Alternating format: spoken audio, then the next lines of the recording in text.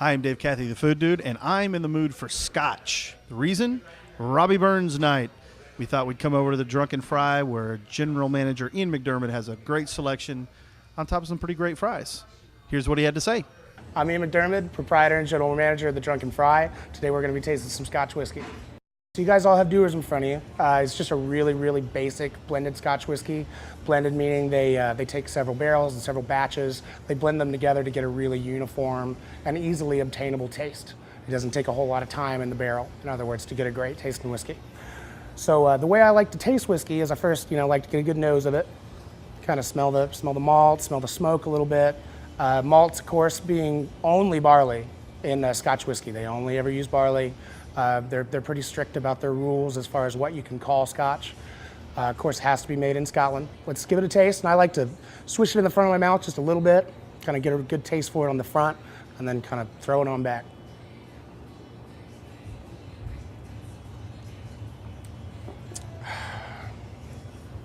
Not a bad whiskey.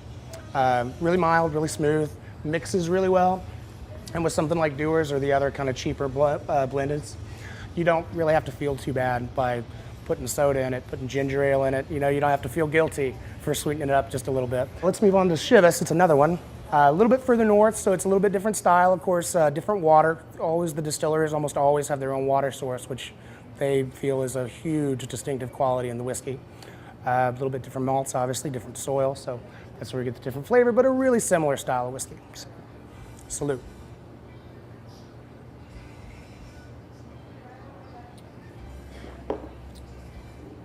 It's a little bit sweeter. That's what I was going to say. It's sweeter. Yeah, you immediately get that, yeah. The Glenlivet is a really, really cool single malt. Cool because it's affordable. It's got it's really smooth. Not too hard on the wallet, which is great. It's my favorite part about it. And again, this is one that's not so expensive that you can ask for a single malt and still put ginger or soda in it and not have to feel like a bad guy. So the difference in the single malt and the blended scotches are they all come from one single batch of malt. So, cheers. Cheers.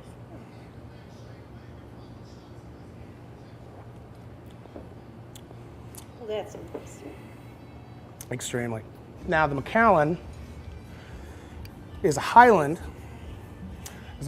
whiskey, and we're going to taste two different Macallans. One's going to be a 12-year, the other being an 18-year, and I want to do both of these years to exemplify how much whiskey changes once you leave it in a barrel for a while. Cheers.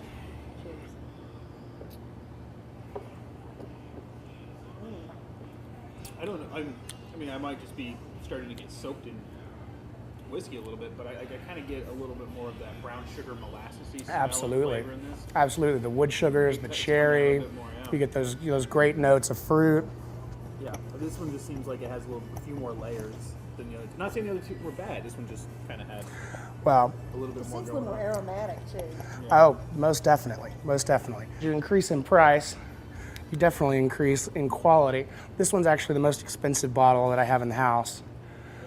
Retail, it's about $120 for $7.50. Now, do you think you hit a certain point though, where it's just sort of posturing with the price and the kind of bragging rights, or does it really kind of grow as it gets older and as it gets more expensive? It makes an exponential difference, even just a few years. This is a 6-year difference. If I gave you a 25-year Macallan, which is a 7-year difference, it would just be a massive, massive difference. Okay, so what we have up next is an Islay, and that is from, you might have guessed, an island in Scotland. The Islay is just a really almost ancient way of making whiskey. They've got distilleries up there that have been doing the same thing for hundreds and hundreds of years. This one I usually ice down just a little bit, but it's pretty good in its pure form as well. So, cheers, everybody. What are you saying? 5? Schlunch. Schlunch. Yeah. Gaelic food, good health. Oh, very good. Schlunch. I like it. The whole fry thing started with the idea that we just wanted to do one type of food and do it really well, keep it simple, keep it fun for a drinking environment, not make it too complicated with forks and knives and plates and spoons, and still make it comfortable for people who just really came down to to have a couple of beers and enjoy themselves. It started out with an idea that we just wanted to do one type of food and make it really as best as we could.